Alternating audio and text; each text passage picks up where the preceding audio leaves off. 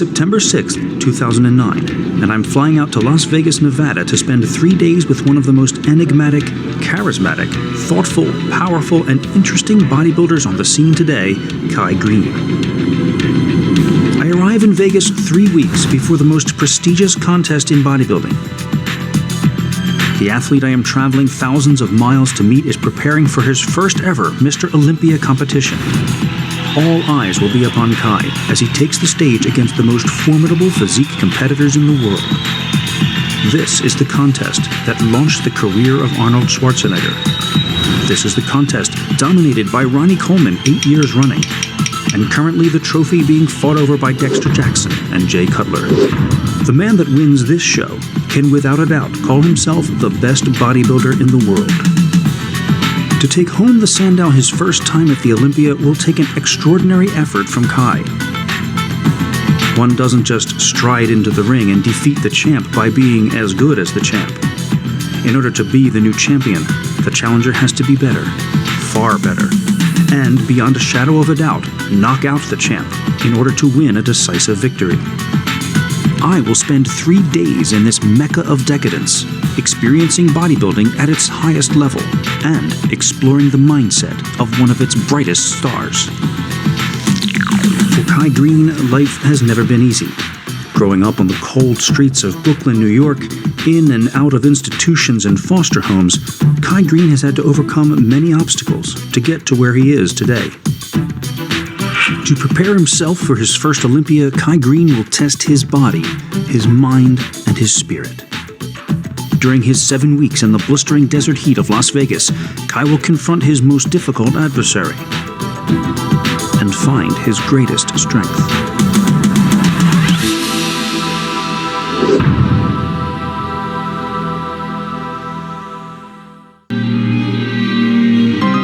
I am an outsider to the world of bodybuilding. I began my video career in this sport when I taped my brother Dave Pulcinella as he prepared for a local bodybuilding show, and from that footage created my first DVD. Since then, I have covered bodybuilding as a professional filmmaker and have created several full-length documentaries. With each video I make about bodybuilding, I learn more about this extreme, sometimes crazy world. It's a fascinating subculture with many dramatic stories to tell. When the bodybuilding supplement company Muscle Meds offered me the chance to create a DVD about one of the top contenders to the 2009 Mr. Olympia crown, I said, "When do we start?"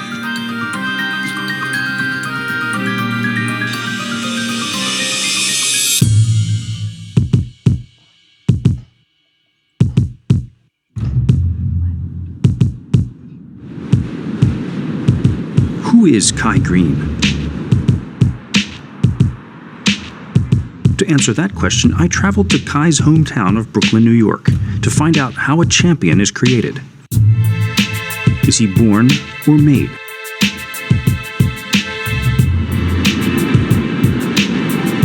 For most men, greatness is a quality that is earned with hard work, study, and perseverance. For bodybuilding powerhouse Kai Greene, being a champion requires all these things, but it begins with a state of mind.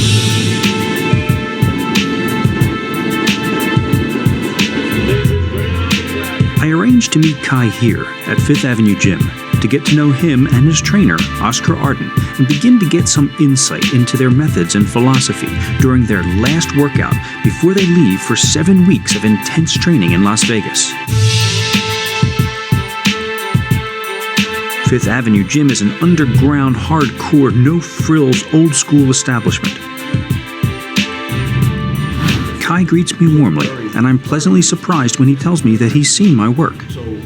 We talk for a few moments, and I'm not surprised to find that he is deeply philosophical about his current challenge. This whole game is about being a champion of mind, being in control of your own thoughts. Mind is everything, and the most powerful thing on this universe, in the omniverse, is the power of thought. I think if you look at creation theory, they'll say, the Creator spake it, and it was. Let there be light, and it happened. I think that's what we do. When Oscar arrives, it's time to get down to business.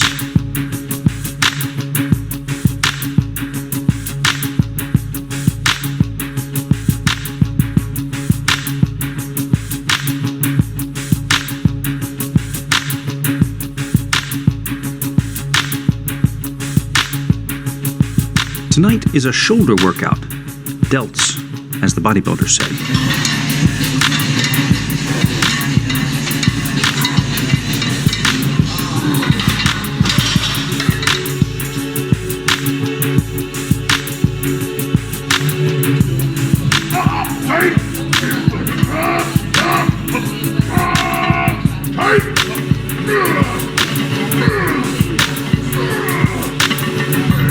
As I shoot, I am immediately impressed by two things: Kai's amazing strength and his intensity.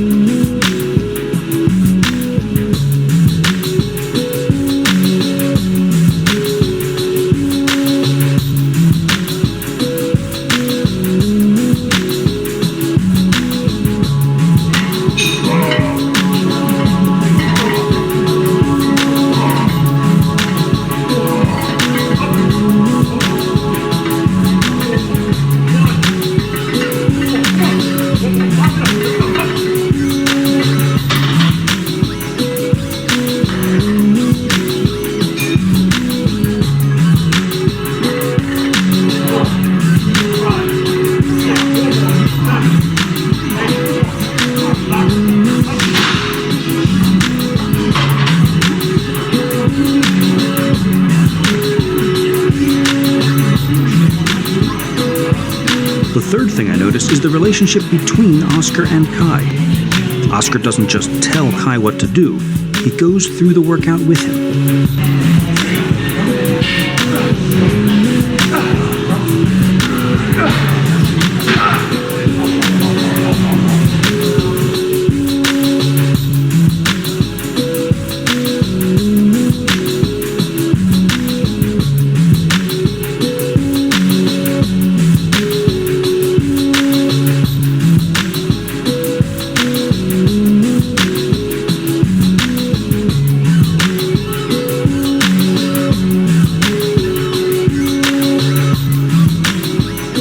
There is also an unmistakable fatherly or brotherly attitude that Oscar has towards Kai. It is a training relationship unlike any I've ever witnessed. I didn't know much about him in the beginning, just somebody that shared the same interests that I shared, and we became friends. As we became friends, I know that he had a lot of potential, but I guess he lacked a lot of the guidance. He would kind of rough around the edges when it came to nutrition and training and certain aspects of life, I remember Kai when he was just a little one, when he was competing at the, 94 Delaware show? Because I was there and I remember seeing him, and he was kind of stringy but had nice muscles, and I've watched him throughout the years just slowly growing. And then all of a sudden growing into one of the best pros in the world. And I always knew he had that potential. I thought so, even back then. Kai Greene. I saw Kai Greene a long time ago.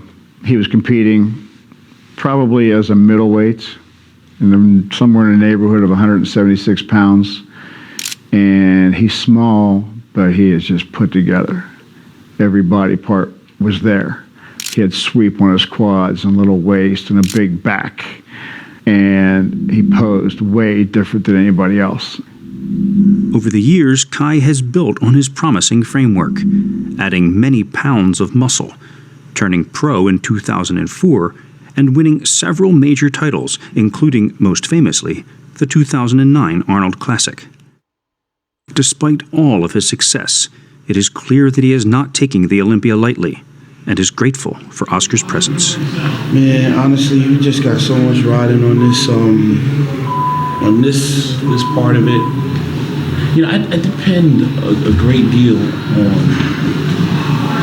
on Oscar, because honestly, this is new territory even for me. He's more really like a brother, like a younger brother, and I care and I love him very much. My mother considers him like a son. My children love him. My wife, just amazing. Whether it was bodybuilding or not bodybuilding, we have the same relationship. It just happened that bodybuilding connected us. everybody on a team has an assignment. A successful team, I think, is successful because people that they have delegated to carry out specific tasks, they're doing it and not falling short. I do need for him to take this to the ultimate level and totally devote himself 100% physically, mentally, and spiritually to the task at hand without, involving, any other things or the other elements that come into that it can easily come and interrupt. So it's about being totally focused, and dedicated and not allow anything to come in and take any energy away. That's how it's gonna be,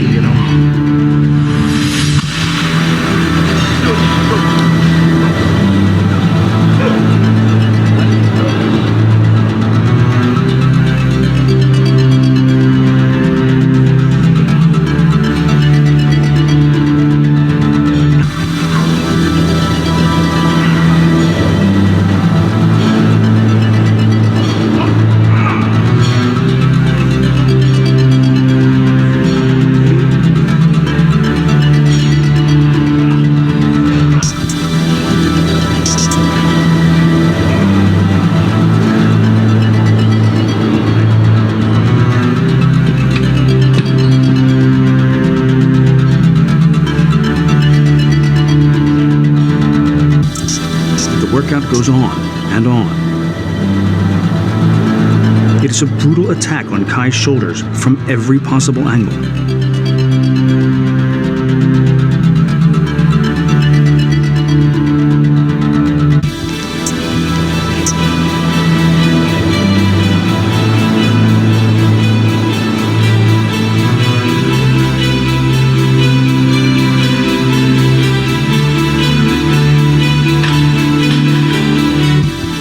Each time I think they are done, they begin loading the bar again for yet another exercise.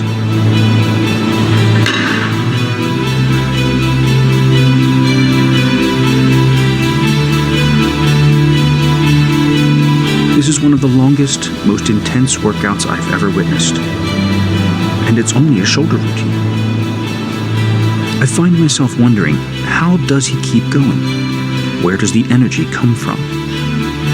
The answer I get is surprising. In the midst of all this positivity, there is a dark side to Kai's philosophy as well. I find out about it when I ask him about Ronnie Coleman. Ronnie Coleman to me is definitely someone that, worthy of a tremendous amount of respect. I think the real Ronnie Coleman, though, probably will definitely never be privileged enough to know. Where does a man have to go in order to put 800 pounds on his back and say, I'm gonna squat down to the floor and stand up as many times as I can before, I pass out or, blow something out or, just the rage that would have to be there, inside that, to begin to open up and talk about, It comes from rage? This dude put 800 pounds on his back, and squatted down to the floor as many times as he could before he threw up. You tell me, where does this guy have to go? But I said, there's violence in there, there's rage in there. You say, well, you ask me, is it violent? Is there rage? I'm saying I believe there has to be. Because I just don't, until you try to put 805 pounds on your back and squat down to the floor, then you realize, I really there's something else that has to be motivating me to do that, because there's no way I can do that and say I'm a nice guy. I might be a nasty motherfucker behind the scenes, and I might be ready to really be able to call on that when I need to, and that's what makes me proficient at my job. Should it be being a linebacker? Should it be being a man outside on the line fighting for the country? Or, should it make me a good cop? Or would it make me, a good athlete right now? I think there's a psychological profile that I think, if you really explore it, it probably would alarm people to think about, who this guy must really be. Because you cannot be just a very simple person to explain, a simple person to understand, with that kind of ability.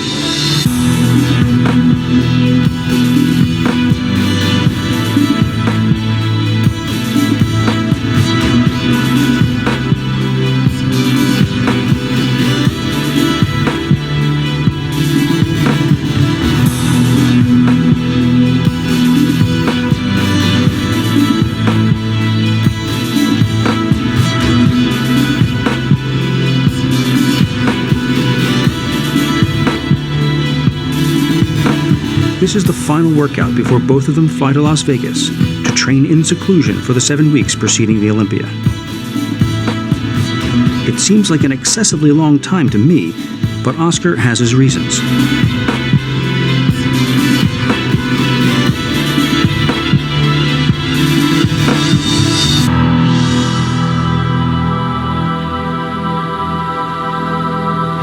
Like soldiers go away to Iraq, so their families have to go, that's the type of, what they have to do to perform. You can't be worried about your wife, your girlfriend, you can't be worried about your bills. You have to, focus, on the enemy and attack and destroy, and this is the goal that we have, and this is what we have to do. It's like a camp. It's more like a Bacchus training camp. You get up, you have your meal, your cardio, your training.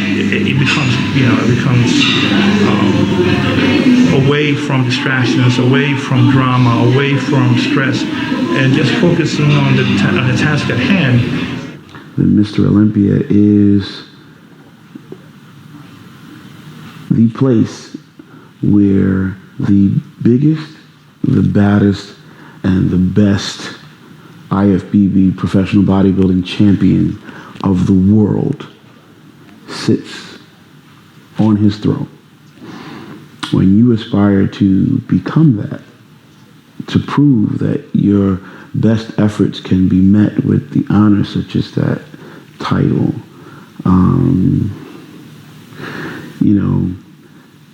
it's a giant step. It's a giant step.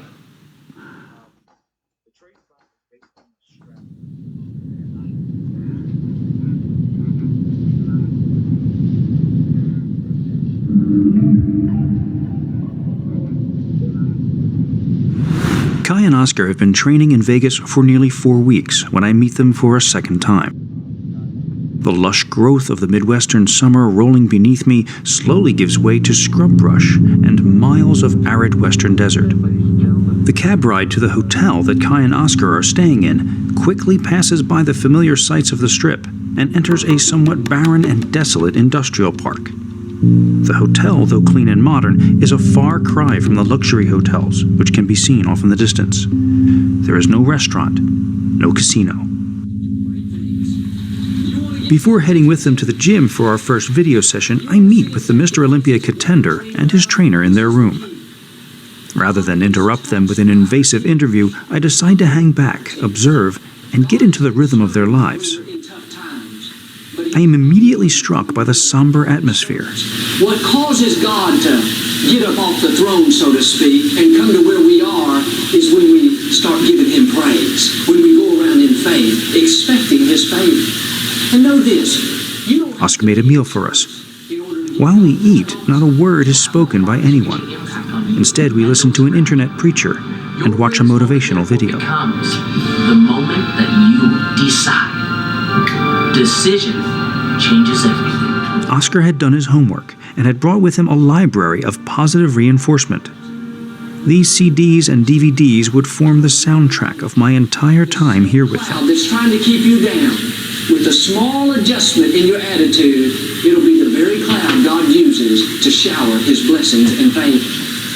When we feel this heaviness, especially when that discouragement is trying to follow us around, all the forms that man fashions with his hands must first exist in his thought. He cannot shape a thing until he has thought that thing. When we realize this, we lose all doubt and fear, for we know that we can create what we want to create, and we can get what we want to have, and can become what we want to be.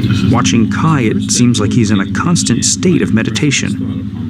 In one of the most decadent places in the world, Kai Greene is living a life of self-denial. Amidst the indulgences of the flesh, Kai and Oscar have carved out an oasis of discipline. On our way to Gold's Gym, we drive by the Strip. We are like a bubble of purity, passing through a corrupt artery. Fix every word upon your memory and meditate upon them until you firmly believe. Collect your thoughts, clear your mind.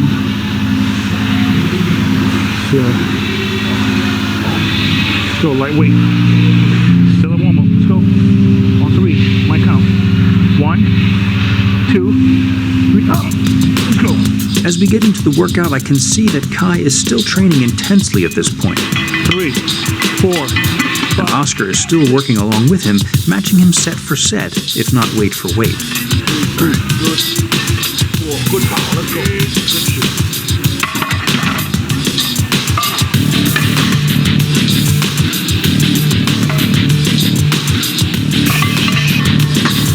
Remember what I said in the locker room. Never forget that. So that's your thoughts to your mind. I mean 100%. I do your lift off. Count on 3. 1, 2, up. 4, 2, 4, 5. One more. All you. Up. All I need from you is 4 all-out reps.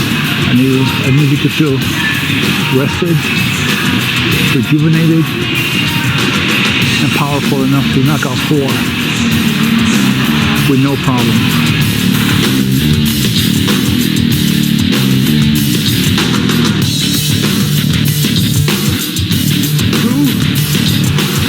Let's go. 4, let's go. 2. Come on. For you. Good shit, man. Nice. Come on.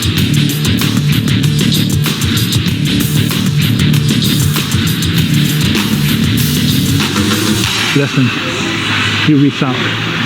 I need your muscles to feel this weight, to feel this resistance. This is 500 pounds, dude.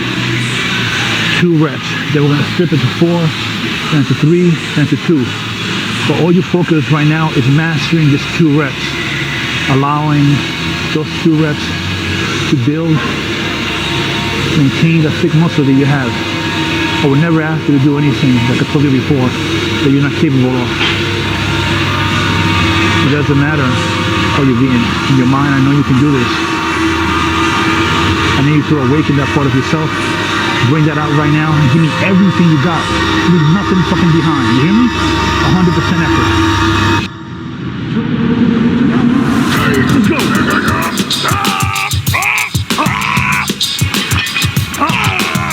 Another one. Up. Yes. Perfect.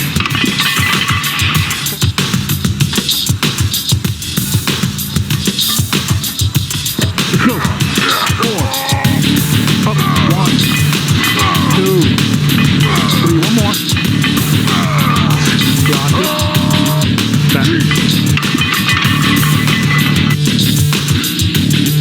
2. Let's go. 6. Let's go. Block. 1, 2, 3, 4. 2 more. One more.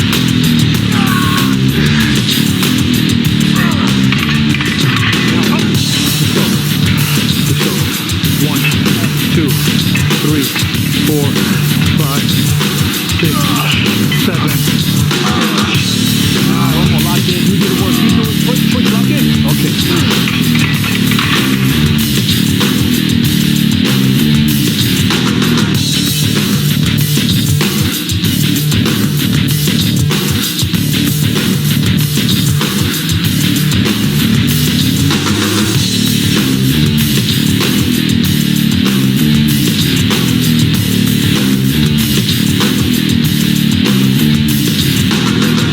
Unsettling thought begins to occur to me. Throughout our evening together, I begin to get the feeling that Kai and Oscar don't really want me here. Despite their initial enthusiasm to have me on the project, it seems now like my cameras are unwelcome intruders, threatening to disrupt their concentration. At this level of competition, I know that the slightest thing can have major consequences. I do my best to be as inconspicuous as possible. I ask no questions and try to blend into the background. And then it happens. During a routine warm-up set, Oscar suddenly falters and nearly drops the weight. He has pulled or torn something.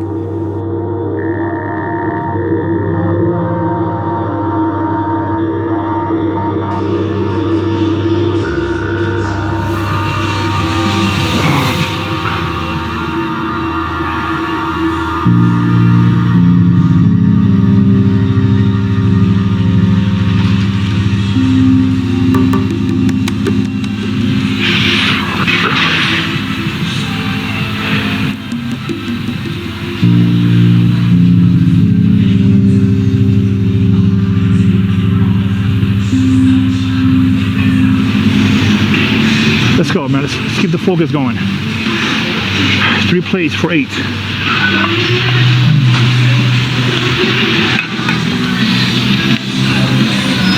I'm done with this training today. I'm just gonna train you right now. Don't put energy in what's going on with me. I'll take care of this. Just be here now. Focus on what you're doing. Pretend like this is we're encased in a bubble and there's nobody distracting. It's just about you connecting with your muscle group, getting it thicker, stronger, and better. Suddenly, I feel like I am intruding on something very private and very personal. Every documentary filmmaker knows that the presence of a camera changes everything. How much of an effect am I having on Kai and Oscar? And keep it going, all right?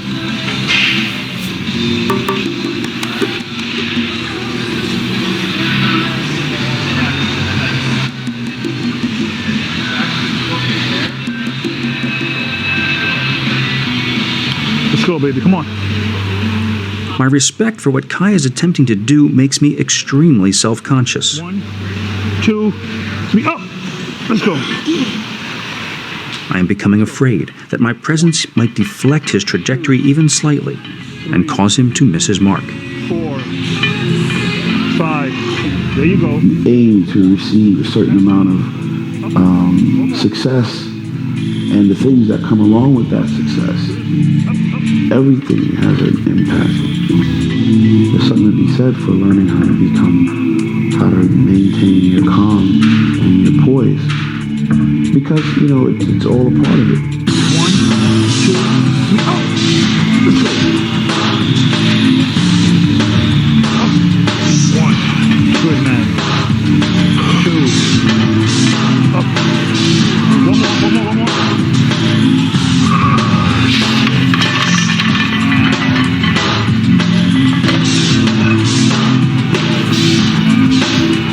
It's one thing to toil in obscurity with no one watching, working towards a big break. It's another thing to be an elite athlete with sponsorships and money at stake. At this level, the media spotlight is inescapable, even in the somewhat esoteric world of professional bodybuilding. Your privacy becomes a commodity. The adulation or criticism of the fans is never far from your mind, and now any misstep or difficulty is broadcast for the world to see. Kai's rise to prominence in the world of bodybuilding has happened relatively quickly, and it may be that he has not yet adjusted to the increased scrutiny that this notoriety brings. One of the reasons of being isolated is to be isolated, to be away from everything. And any camera, it could be a distraction. The last thing you want is a camera to catch you at less than your best, because you unveil everything to a camera, especially, getting ready for a show. It's a time that you're vulnerable. Your calories are low.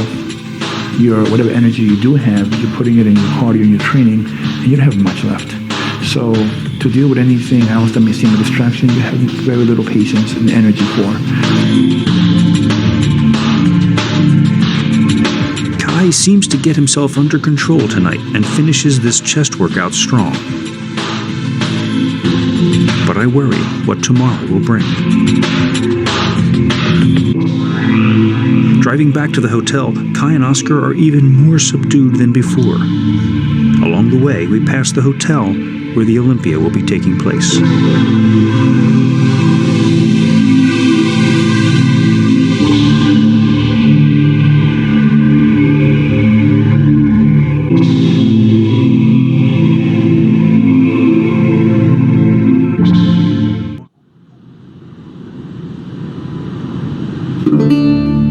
The next morning dawns with a typically Las Vegas forecast of 108 degrees. Kai isn't scheduled to hit the gym again until early afternoon. That gives me some time to explore the area around the hotel. This is the other Las Vegas. Far from the glitz and glamour, it's the Vegas of dry floodways, abandoned shopping malls, and empty construction sites. It's the behind-the-scenes Vegas that few people who come here on vacation ever get to see. And it is the perfect place for a man from Brooklyn to separate himself from the rest of the world and concentrate on preparing for the biggest day of his life. And yet, I can't help but wonder, why come out so far in advance of the show? Why is it necessary to spend 7 long weeks here doing nothing but eating, sleeping, working out, and meditating on bodybuilding? Do other Olympia athletes require this kind of all-or-nothing discipline? As always, my touchstone for any questions I may have about bodybuilding is my brother. I'd rather push it too far than not far enough.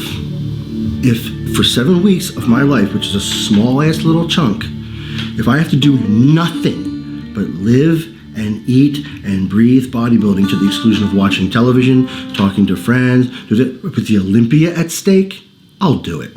I'll do it. If I had ever made it to that level and the Olympia was at stake and I had a shot at making history, I mean, I could be the first guy to ever win the Olympia, the first shot. I don't give a fuck what I have to do. I would lock myself in a room and I wouldn't talk to anyone or do anything other than eat, sleep, train, whatever. That's it. So I agree with that mindset. The appointed workout time arrives, but instead I get a text from Oscar telling me that they are not ready. I wait a little longer and get another text. Day is turning into night, and I am still waiting. Kai is simply not ready to go. At this point, Oscar is doing everything. The cooking, the cleaning, and the planning. All the while monitoring Kai's health and emotional state. The circumstances which a man encounters with suffering are the result of his own mental inharmony. To give Kai a bit more time to recuperate, Oscar and I decide to make a much-needed supermarket run to stock up on supplies for the next few days. At times like these, Oscar becomes the spokesperson for Kai, relieving him of that duty as well. Sometimes he gets up in the morning, just exhausted, drained, fatigued. He'll have some coffee, take his vitamins, we'll come into cardio. But I know the last thing he wants to do is cardio. He's hungry. He pushes us to the point where there's nothing left. Sometimes even after a cardio session, it's intense. He's laying on the floor. It's just needs about 10 minutes or 15 minutes just to get his heartbeat back to normal and his breathing back so he can barely walk to the car. And in the car right here, he'll just have his meal and eat it cold. And go home, shower, and go back to the room, shower, and eat another meal before he naps. Without those, little naps for the day, he couldn't survive,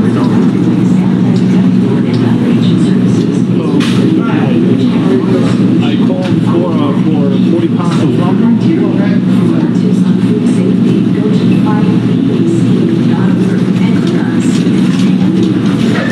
Oscar has trained many winning athletes over the years. How does one get to be the guru of champions? At one time, Oscar himself was a competing bodybuilder with several wins under his belt. Wow, I never started this sport of bodybuilding to be a guru, a trainer, or a coach. In fact, I don't like it when people, refer to me as that. I had pictures on my wall. My goals and my dreams were similar to Evan's, to Desmond's, to Kai. I didn't say, okay, I want to be, a guru in 10 years. I want to be a coach. I want to train pro. No, man, I wanted to be the one on stage winning. I wanted to be the one doing stuff. But along the way, what happened was, as I began helping individuals, they started to producing great results. I started getting a line of people wanting me to help them, and really that's not what I intended to do, but I was really good at looking at an individual, seeing what they need, make the adjustments, and let's go for it, and they won, women, men, hundreds of athletes that I've worked with.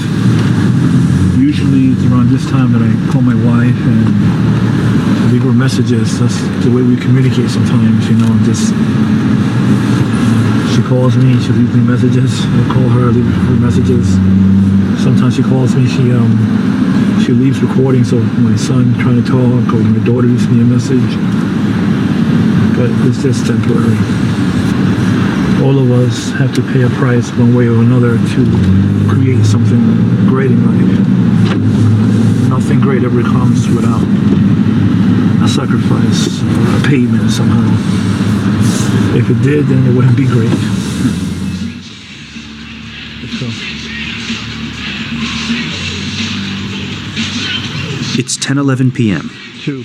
Nearly 12 hours have passed since our original scheduled meeting time, and Kai is finally ready for a leg workout. 8, 9, 10, 11, 12. However, 13. Oscar informs me that he won't be squatting tonight. Kai is known for his powerful squats, but the whites of his eyes are still full of blood from the previous squat night, when he pushed himself so hard that the blood vessels ruptured. 3, Despite this setback, the work must go on.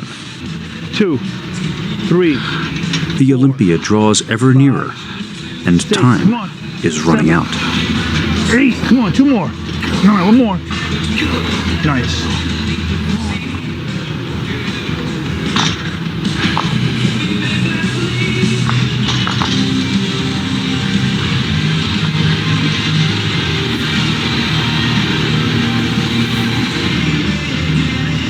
Bodybuilding is rigorous and repetitive. 1. Anyone who wants to succeed in this sport must master the discipline of robotic repetition while maintaining a high level of physical intensity. Take your time, relax. 2, 3, 4. Yet even the most dedicated bodybuilder eventually comes face to face with the reality of flesh. 19, 20.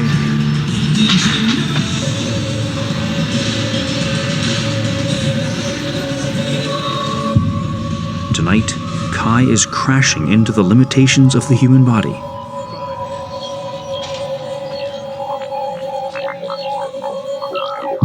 Again and again.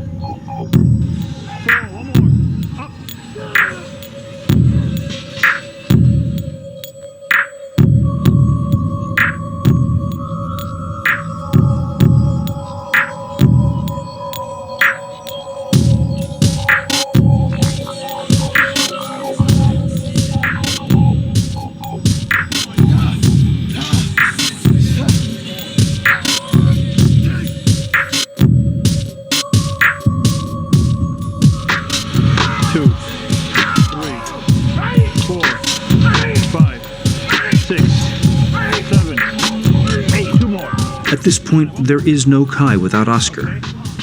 It seems like Kai has given himself over to Oscar completely. Catch your breath.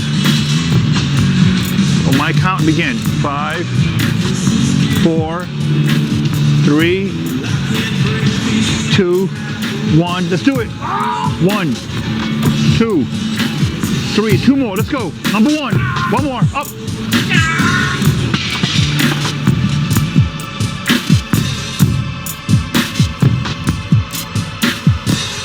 Oscar tries to explain what I am seeing in a way that I would understand. But there is nothing in my experience which I can relate to this. The Arnold, when I trained him for that show, I pushed him to the limit. And I know the Olympia has the quality of competitors coming in here are much higher than the Arnold. So how do we face new competition or achieve a goal that we never achieved before by doing things that we haven't done before, pushing the body harder than we pushed before?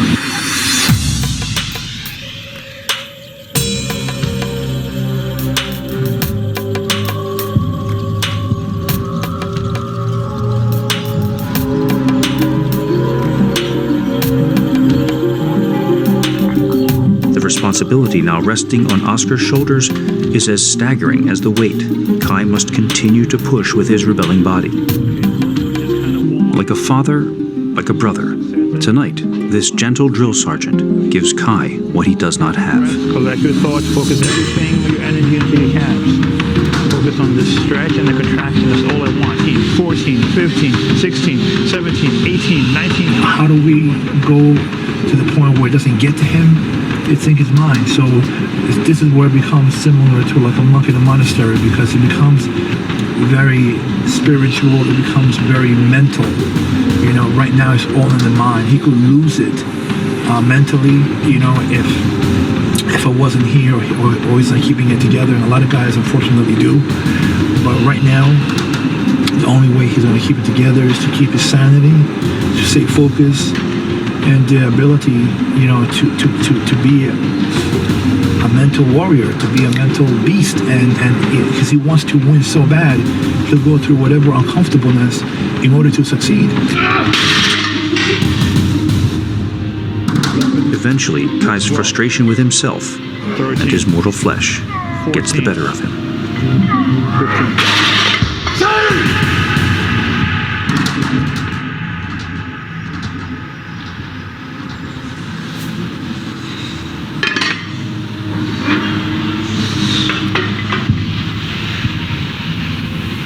Whenever you catch your breath, going down to a plate, I need you to get your hamstring stretched for 15 more. When any man, or any person, and any individual embarks on a journey, you know, in the path of achieving something that challenges their best, and challenges them in a way to bring forth their best, the best connection with their concentration, the most focusedness of their thoughts, you know, you end up having to stop and think, well, why am I doing this?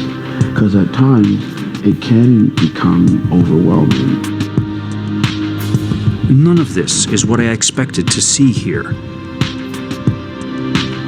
Is Vegas Kai's sanctuary or his prison? There are times when it felt like both. I think the times when it felt more like a prison would be the times when you might have needed to stop and reassess, you know, who you were and why you're doing this. In fact, you're there in a purpose to exact your will on, you know, a circumstance, to bring your will into fruition, you know, to create the reality that you want.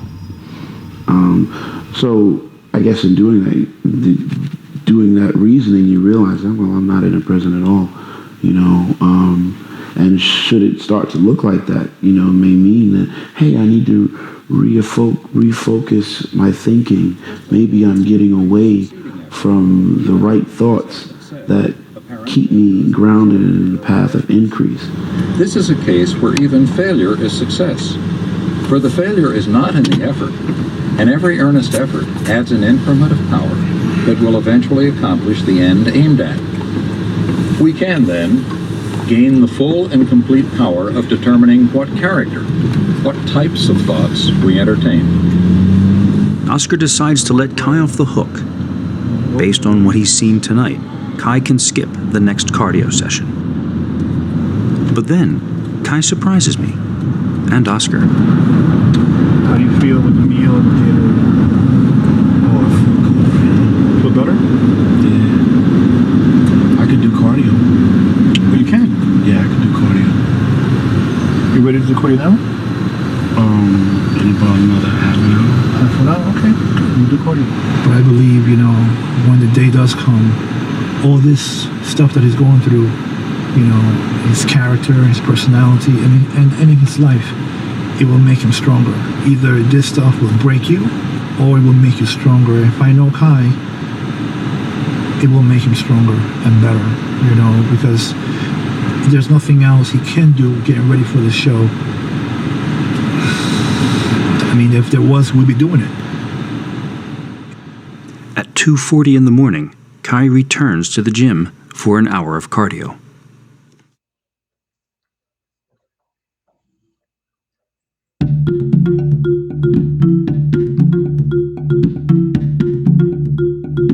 By day 3, I've realized that Kai's schedule is no schedule at all. Meals are cooked and eaten according to Kai's needs. If he's not ready to go to the gym, it's back to bed, eat another meal, and try again. A lot of people go sometimes by a schedule, or if they're working with a coach or a trainer, they're going by what the guy tells them. You know, I go basically by what his body tells me. I go according to what his needs are, not, you know, trying to put into a format of what I want him to do. But I do have some theories and ideas, but basically sometimes they go out the window because his body dictates he needs something else. I have one more workout to catch on tape before I fly back to the East Coast. At the request of the publicity department of the Olympia Committee, I'm asked to get some physique footage to make a promo for the show. That means no sweats. The entire time I've been shooting Kai, he has kept himself covered, but I expected that. From what I know about him, it is his way. Oscar explains. You know, for us and for him, it's about self-mastery. It's not about, putting trunks on and going to the beach and flexing or walking around with a tank top. But you see him very covered up. You know, like most people who gain a little bit of muscle, they want to go ahead and display it to the world. It's not like that. Some people get a kick of training in a tank top, looking at themselves in the mirror. Right.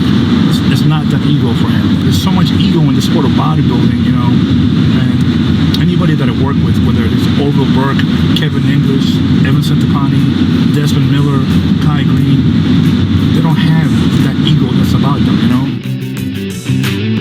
At the gym, Kai is clearly reluctant to expose himself this close to a show. However, this is the elite level of bodybuilding, and once again, Kai realizes that certain demands must be met. Stripped of his red hoodie, he goes through a shoulder and arm workout for my cameras.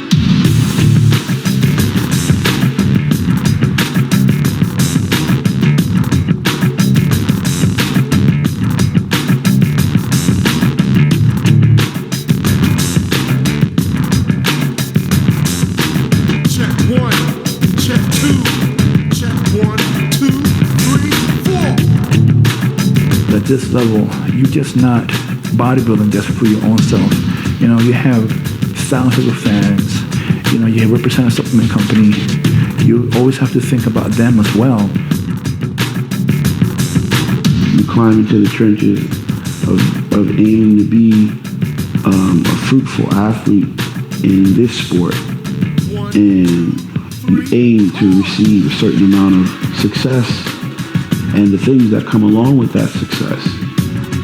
You gotta be able to give them just enough, and still keep your sanity and still do the work you have to do, because without them fans, there will be no show. And they want to be able to capture a little bit, get a little bit in the person's life, and but they also understand that kind of too much, it becomes a distraction to the athlete, You want to, work with and be sought after by people that potentially can help your career. You want to have the top supplements available to you. And all of these things, there are realities that come along with that too.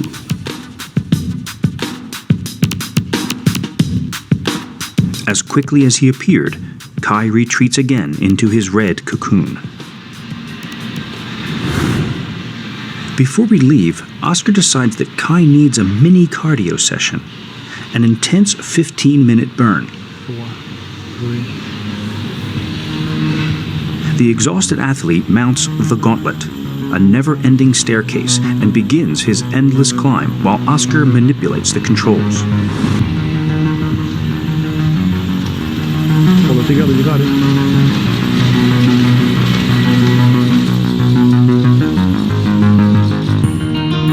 Faster, now slower. Oscar times the intervals, shocking Kai's metabolism even further into fat-burning mode.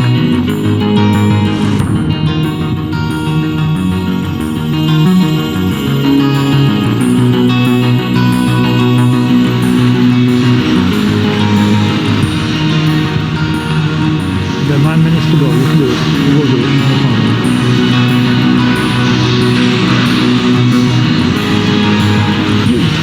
Keep it together, man. You're doing great, man.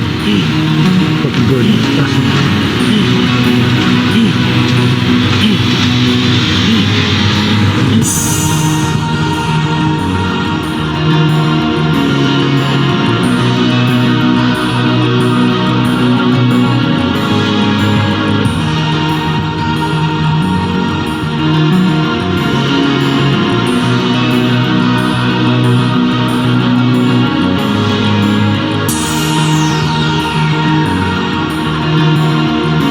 3 days of watching Kai struggle through his routines.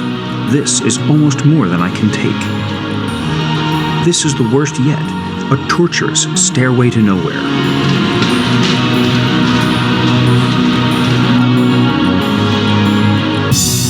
Images and words from the past few weeks of shooting begin to pile up and come back to me in a flood. There's something going on here, something I'm missing. This is where it becomes similar to like a monk in a monastery. Very spiritual. All the forms that man fashions with his hands must first exist in his thought. Watching Kai, it seems like he's in a constant state of meditation. He cannot shape a thing until he has thought that. Creator speaking, and it was. In one of the most decadent places in the world, nothing great ever comes without a state of meditation. Then it occurs to me, 7 weeks. 7 weeks. Of course. Why didn't I see it before? 7 weeks in the desert is about 40 days and nights in the desert. Suffering amidst temptation. Wow. Someone else that did that? Well, I had no clue about drawing biblical parallels at all with the movement out there. I know that it's interesting. See, I didn't see it as suffering, and I didn't set it up in my mind to go suffer anywhere. It may look like suffering, but just to get up and do cardio, personally, I don't see it as suffering. Yeah, 5 seconds to go. That's it. Number one, I like cardio. I like to train. I love to exercise. I think that to do it under deficit of calories and other things is something that can at times become more difficult naturally on your body, but never do or start out with the negative in mind.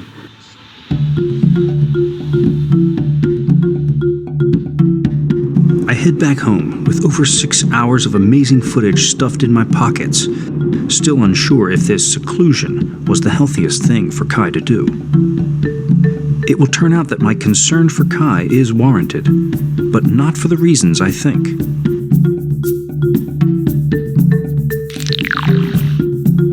Upon arriving home, I continue to monitor Kai's progress in the final weeks leading up to the show.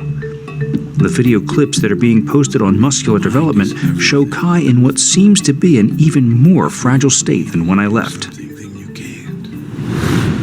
If you believe that your father was a bum and he left you, or your mother wasn't any good, if you believe that your upbringing was substandard and therefore you have to walk around as a refugee from that crisis situation for the rest of your life, forever bearing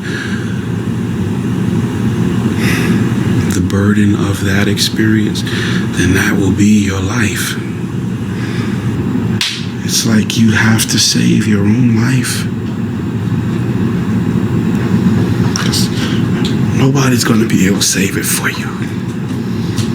So we have to do what we have to do. Eventually the updates stop, his forum entries cease, and there's nothing to do but wait for the Olympia.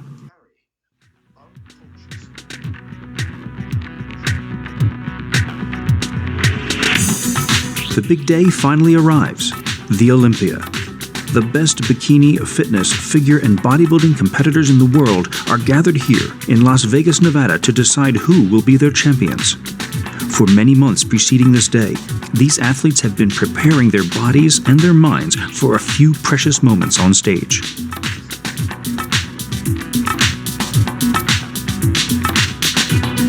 All of the biggest and best-known names in bodybuilding are here.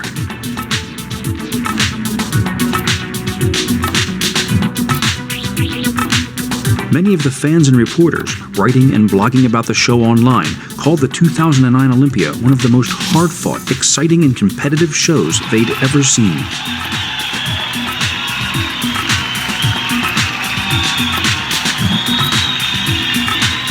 As expected, Kai takes the stage for his posing routine with his usual flair.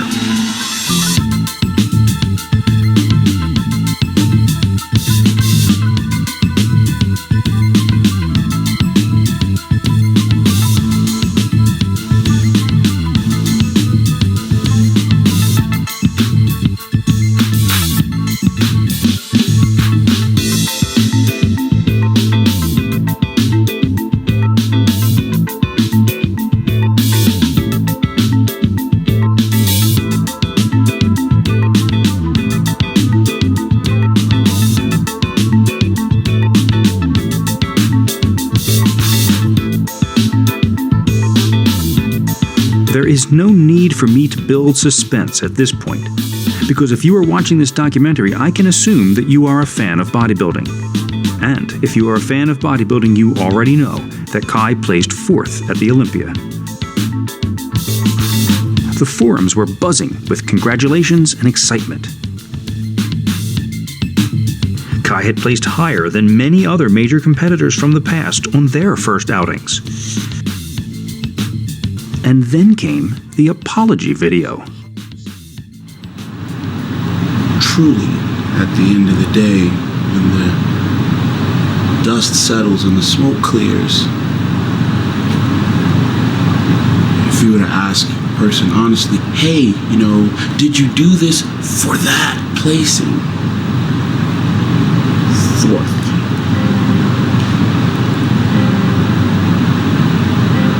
The answer that resonates loudest, at least in my heart right now, is no. This didn't make any sense to me, and so I did some research to find the placings of past Olympia competitors on their first outings. What I found shocked me. Victor Martinez, first time at the Olympia, 5th place. Jay Cutler, first time at the Olympia, 14th place. Dexter Jackson, first 3 times at the Olympia, 9th place, 9th place, and 8th place. Ronnie Coleman's first 4 times at the Olympia, 15th place, 11th place, 6th place, and 9th place. As far as I could see, top 5 was a reason to celebrate. Yet both Kai and Oscar were very disappointed. I needed to understand this. I needed to know what was going through Kai's mind as the placings were announced. I'm focused on the end result. The end result is, I'm going to shake Joe Weider's hand. I'm here with, I didn't imagine the sandow every night before I went to bed. I'm sitting there holding the sandow. I know how much it weighs. I felt its coldness against my skin. I've done all the imagery work. This is the first thing I thought about when I got up in the morning. The last thing I thought about before I went to bed at night. I've kept my journals. I've stayed focused. I've gone to bed hungry. I've gotten up and did cardio the first thing in the morning. I've eaten nothing after doing cardio before going to bed at night. My body fat levels are excessively low. And in 4th place, you look at somebody else. Kai Greene! I say your name and, you haven't seen, Branch walk up or Dexter or Jay yet, but they just said your name and they want to hand you something and, that's all a blur at that point. Like, what? I don't, at that point you stop clapping, you're in shock. Well, Branch, they didn't say nothing about Branch. There must be a mistake. Not working out quite the way, because why is Dexter still standing over there? And why is Brant, are you kidding me? And why is Jay still standing there? And how the hell is Branch still, they want to hand me, something's not right. There's not, okay, Phil Heath, I'm sorry for him, but somebody got to place 5th. And it's not anything against the judges. It's not to say the judges were wrong. It's not anything against Jay Cutler. As much as it is, my God, this is not what I was working for. You have mixed feelings. You have people think that, 4th place is a great debut. Olympia is fantastic. For us, we have high standards. We didn't train and made so many sacrifices for 4th. We went to win. So fourth, some aspects, it's disappointing for everything we did. That's supposed to be, why are they handing, they're handing me. I'm in shock. Stay together, keep it together.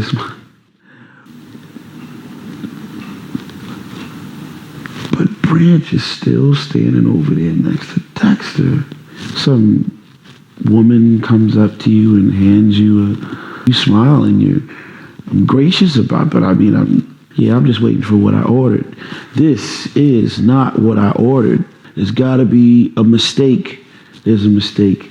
As this internal monologue is playing, the people are still smiling, and you smile too, and you have to smile because, the tears are welling up in your eyes, and you can't.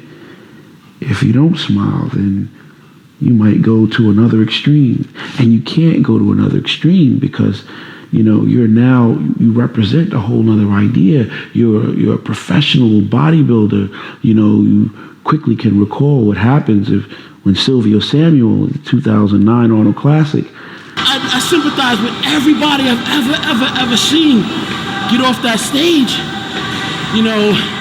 that had demonstrated a gesture or two that was thought to be suspect when they got it. Oh, wow. So did you see Silvio at the Arnold 2009? Oh, that wasn't sportsmanlike. What's this mean? Fifth place to Silvio Samuel.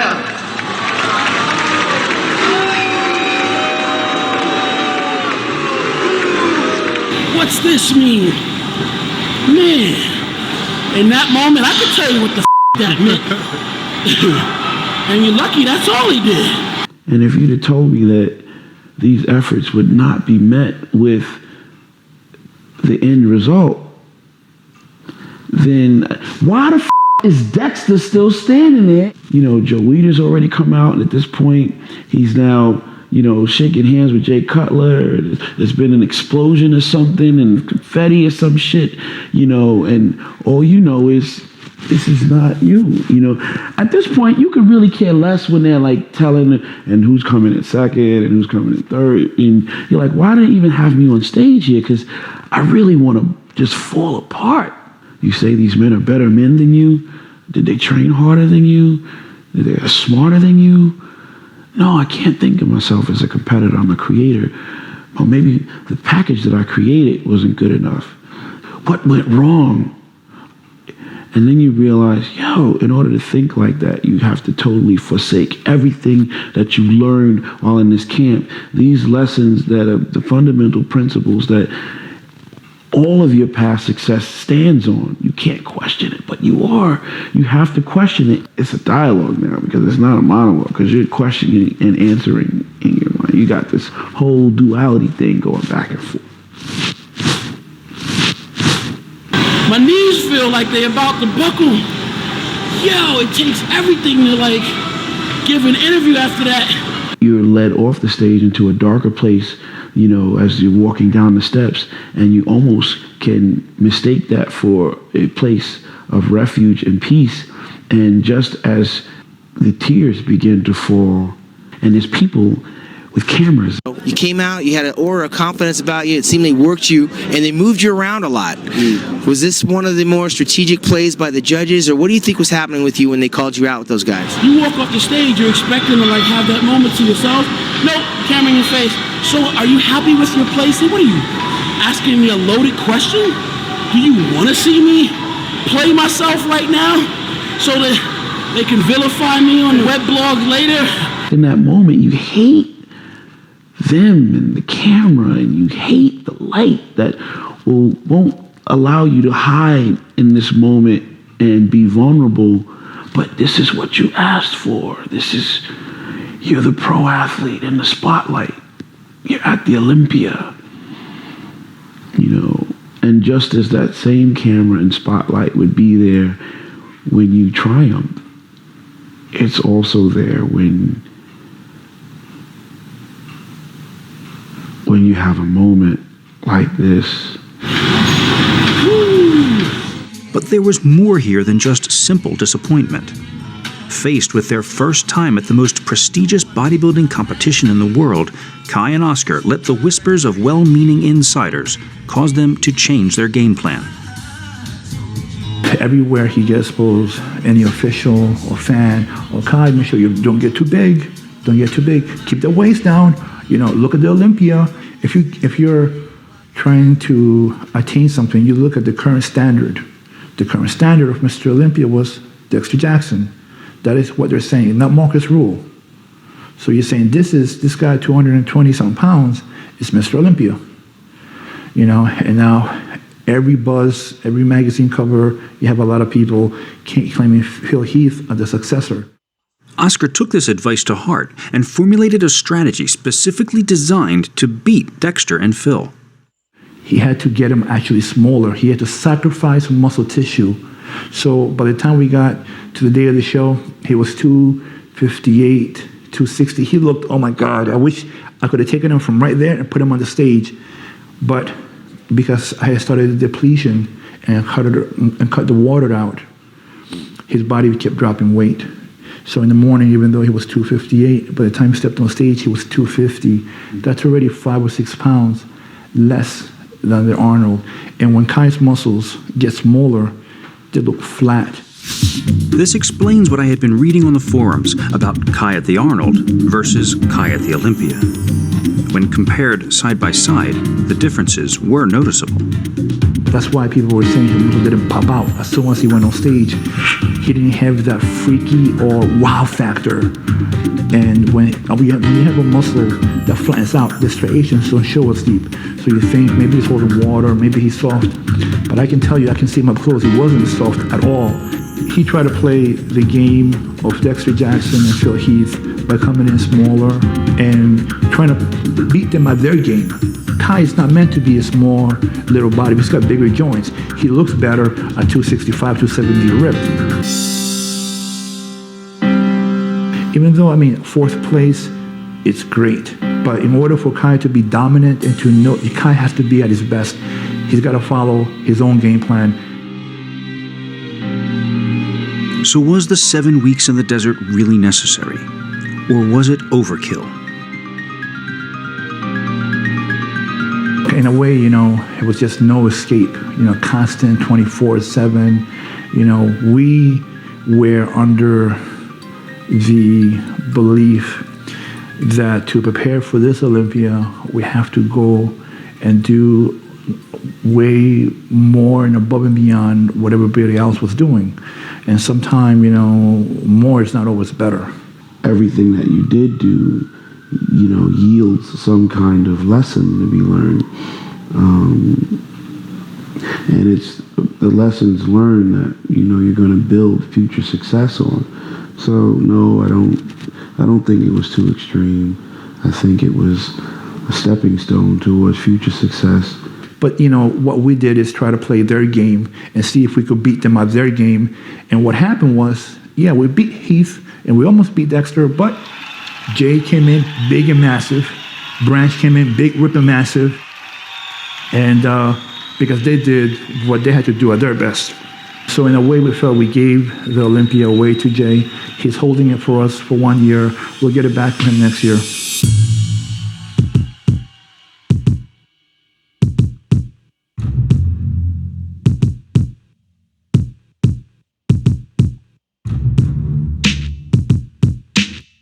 We are a thinking center, a part of a thinking center, and that there is a thinking center that we use in the way of tools that are given us naturally.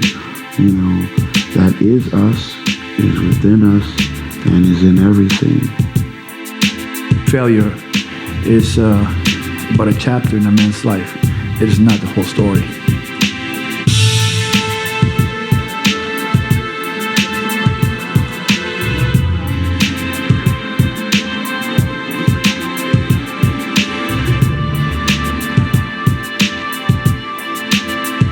Back home in Brooklyn, I accompany Kai to the gym for a light conditioning workout.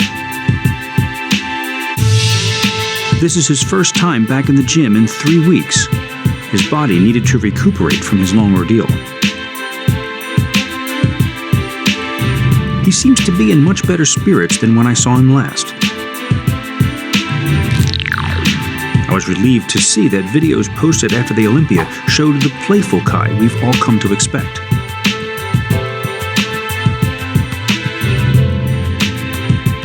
But here at Church Avenue, he is all business again. Going forward, I think the real story is where, we're training, preparing mentally, physically for vengeance, and just to take everyone out, and to present to the world the best, the biggest, the hardest that Kai can ever be, So I think the real story we're talking about, ending it here. And I think the real story is what's going to happen next. The weights he's using today are inconsequential. This is only the beginning, a first small step toward preparing his body for the difficult trial that awaits him. A resetting of the clock and a look ahead toward the Arnold Classic, where he will defend his title. Fourth place is really at this level, it's really beneath what he can do, because I've always figured Kai to be a fine-tuned car, and for the first show, even the Arnold, I just pushed that gas just a little. I haven't pushed him to see what he can really do. There's a lot left in that human being in the sport of bodybuilding. In the past 3 years, he rose from taking last in a pro show to winning, the Arnold Classic, the New York Pro, the Colorado, the Australia, and taking fourth. And even though we messed up a little, stood taking fourth. Within 2 months, Kai will be back to pushing the heavy poundages he is known for. And I will be there too, continuing to chronicle the rise of this creative competitor for part 2 of this DVD series. I'm not a Buddhist monk. I'm a person aspiring to become, a better athlete, more proficient at my craft as an athlete, also a better man. But I'm in the road to doing that. Will I ever be able to be the absolute, master of all? It's questionable. I can only continue to aim for the target. However, as I am en route or in the process of aiming for the target, it's safe to say that at the moment, there's a lot still to be desired in my own development. And, I'm a work in progress. In Columbus, Ohio, you will see, the Kai Greene that should have stepped at the Olympia stage. If he goes back to what it took to win the Arnold, he's a difficult physique to beat. And so Kai Greene prepares for the biggest challenges of his career. Part reigning champion, yet still an underdog, the successes and failures of the past are now preamble to 2010. For the sake of the documentary, we end the story here, but very often the end of one story is the beginning of another. As he defends his title at the Arnold Classic and makes his second attempt at the Olympia, the pressures and scrutiny will certainly increase. Can Kai master himself, adjust to the spotlight, and work within it? Will Kai's all-or-nothing work ethic produce one of the greatest bodybuilders that the sport has ever known, or undermine his success? Kai's most challenging adversary is often himself, but he also knows that his greatest strength lies within.